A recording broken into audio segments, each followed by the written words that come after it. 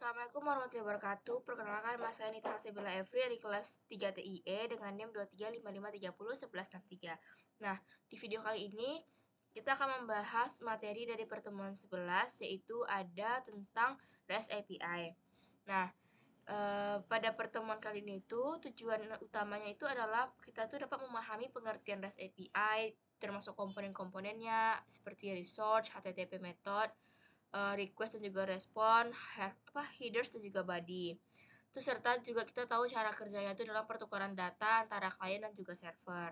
Nah, lalu yang kedua itu kita mampu membuat aplikasi Android yang menjadi REST client untuk melakukan aksi get, post, put, dan juga delete terhadap data yang disediakan oleh REST server. Yang ketiga itu adalah dapat mengambil data dari REST API dan menampilkannya dalam tampilan aplikasi Android secara dinamis. Nah, ini yang akan kita lakukan di pertemuan kali ini. Lalu yang terakhir itu adalah dapat memanfaatkan library retrofit untuk mempermudah proses koneksi ke REST API, pengiriman request, dan juga penanganan respon. Nah, kita lanjut ke bab 1, yaitu tentang implementasi modul dan latihan. Nah, di sini kita akan menjelaskan dulu kalau misalnya di praktikum ini kita akan membuat menampilkan data API pada project. Nah, data yang kita pilih itu nantinya itu akan sesuai dengan tema. Kebetulan tema saya itu adalah pemesanan tiket pesawat. Nah, di sini tuh harus membuat 2 halaman yang menerapkan pengambilan data API ini. Lalu di sini tuh saya memilih data pertamanya itu nanti tentang destinasi, yang kedua itu tentang tiket. Nah, tapi di sini tuh saya nggak jumpa API yang sesuai, jadi saya buat aja di dalam Supabase seperti itu. Nah, lanjut kita ke titik 1.1 itu adalah pemahaman masalah. Nah, tantangan yang saya hadapi di sini itu adalah kesulitan mencari data API yang seperti saya bilang tadi. Terus pada akhirnya itu saya buat manual di Supabase untuk memanggil tantangan lain untuk memanggilnya. Terus tantangan lainnya itu adalah mengatur tampilan agar lebih rapi dan juga tertata bagus. Nah, fitur utama dalam pertemuan kali ini itu yaitu adalah 2 halaman yang masing-masing itu memanggil data API dari Supabase. Seperti itu. Nah, untuk langkah kuncinya itu untuk pertemuan dan masih sama seperti kemarin, tambahannya itu di sini. Yang pertama itu saya akan memilih library REST API yaitu retrofit yang mana di sini tuh akan menambahkan dependencies di Gradle. Nah, habis itu kita akan membuat data Supabase yang akan kita tampilkan. Menyesuaikan HTTP method yang dimana di sini ketika kita akan menampilkan data, kita di sini menggunakan method get. Nah, habis itu adalah data dari API itu akan ditempelkan di recycle view dengan adapter. Nah, contohnya itu seperti ini. Tadi kan kita di situ saya udah buat ini ya.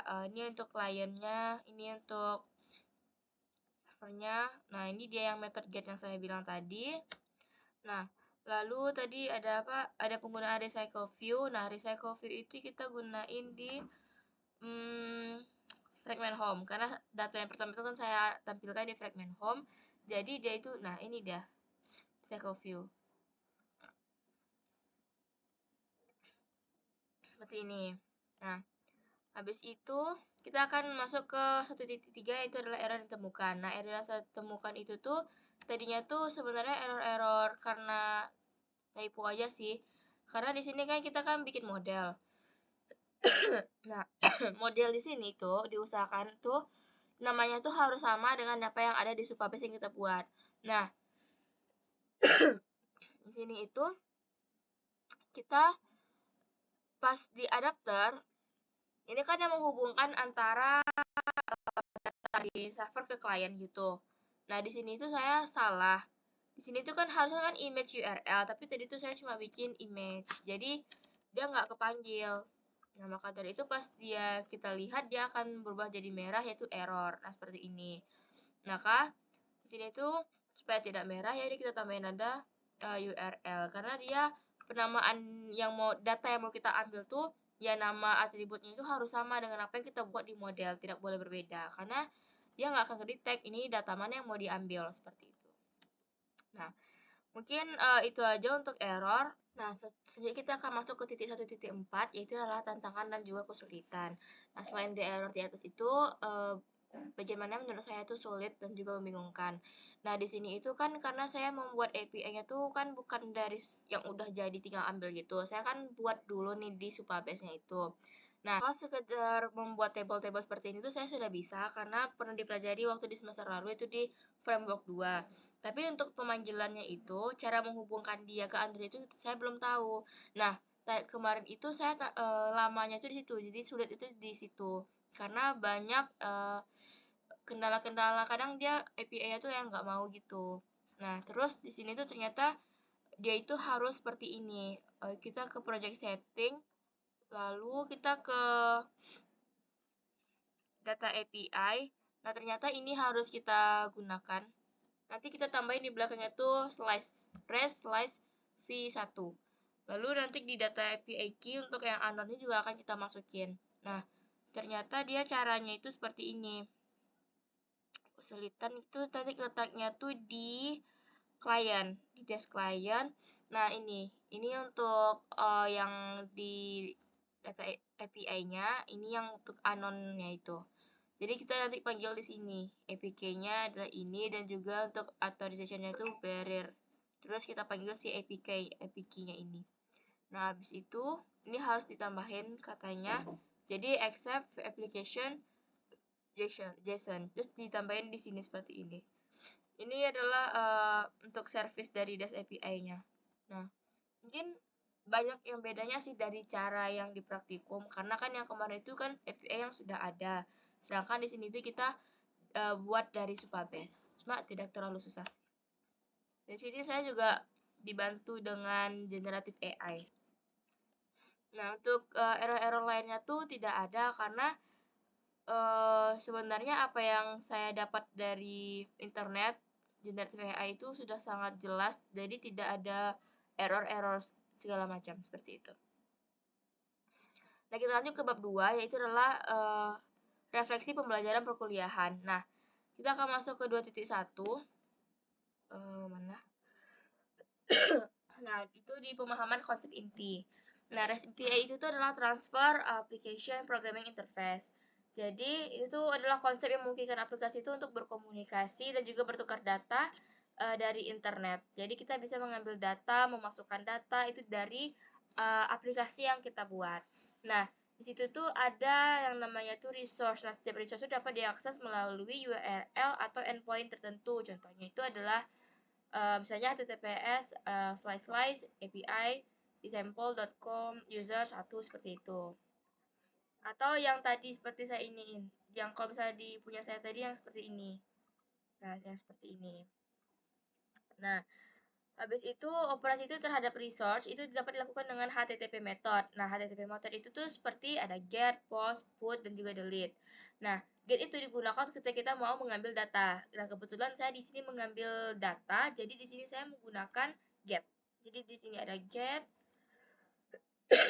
di sini juga ada get. Dua-duanya kita memanggil get karena kita cuma akan menampilkan data. Nah, ketika kita tuh mau nanti ngepost data yang baru, misalnya kita mau input data baru gitu, itu kita menggunakan metode post. Nah, kebetulan kita di sini belum menggunakan metode post.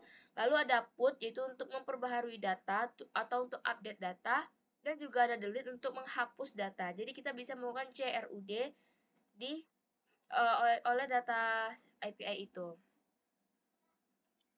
Nah, lalu kita juga ada di sini tuh belajar tentang headers dan juga body dalam request. Nah, headers itu berisi informasi-informasi tambahan seperti format data dan juga token autentikasi.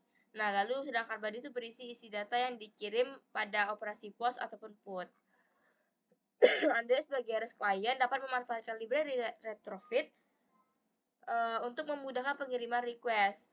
Nah, parsing, respond JSON, dan juga menjalankan proses secara asinkronus. Nah, dengan pemahaman konsep inti ini, kita itu dapat menghubungkan teori REST API dengan praktik nyata di Android. Nah, mulai dari pengambilan data, pengiriman data, hingga penanganan respon dan juga error dengan yang lebih efektif. Kita memerlukan penambahan ini ya, Gradle script ini di dependencies.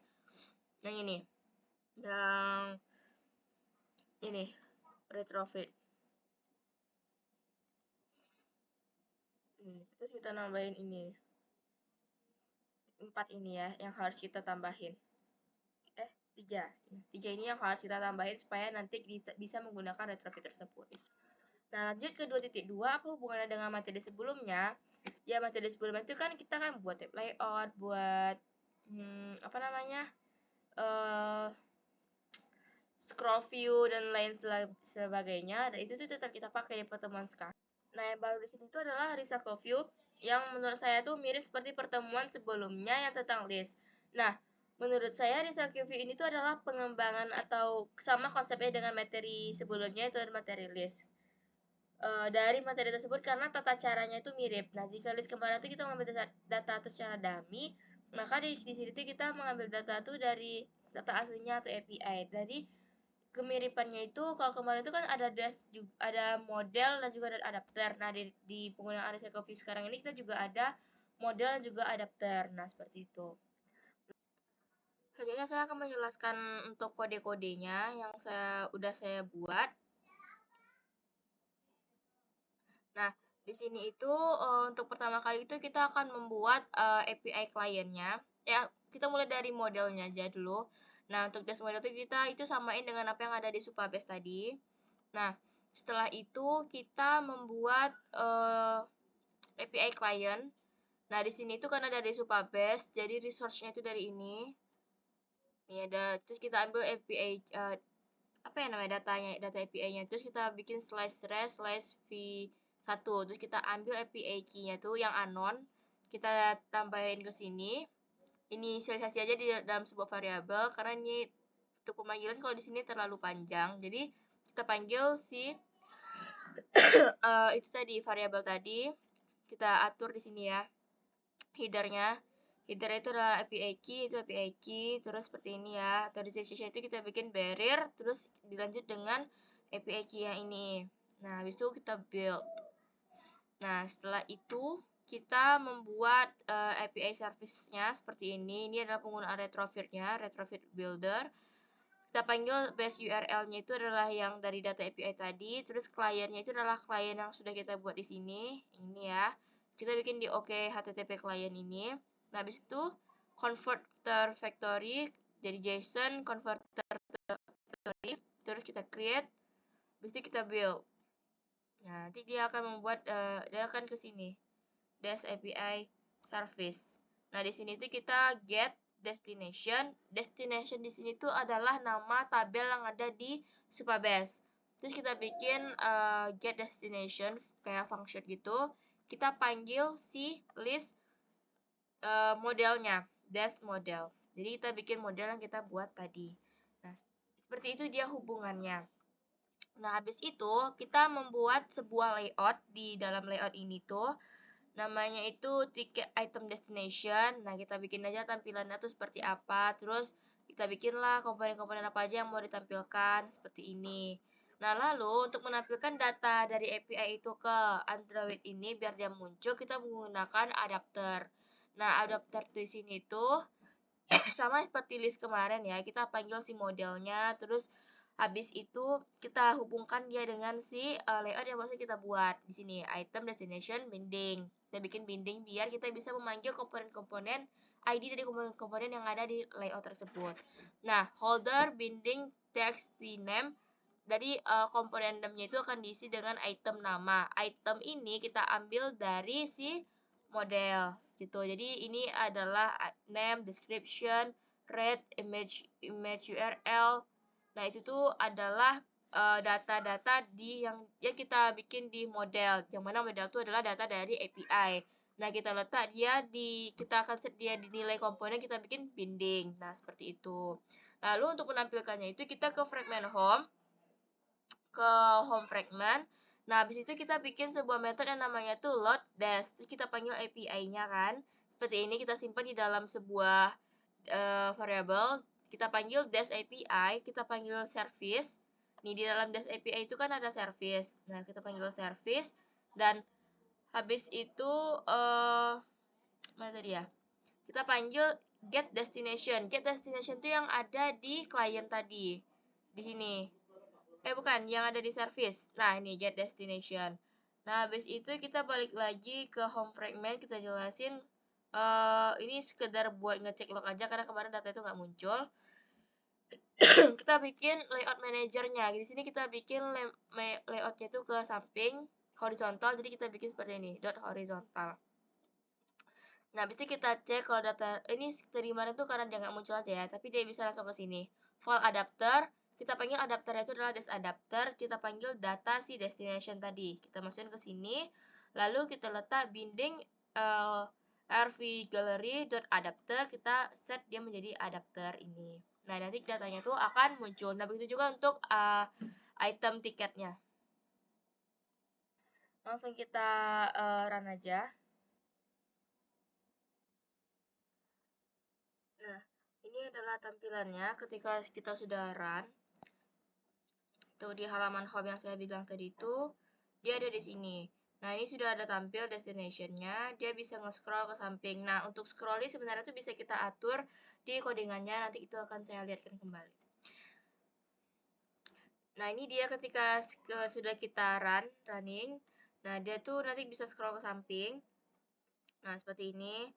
Lalu untuk ininya, kita biasa buka seperti ini.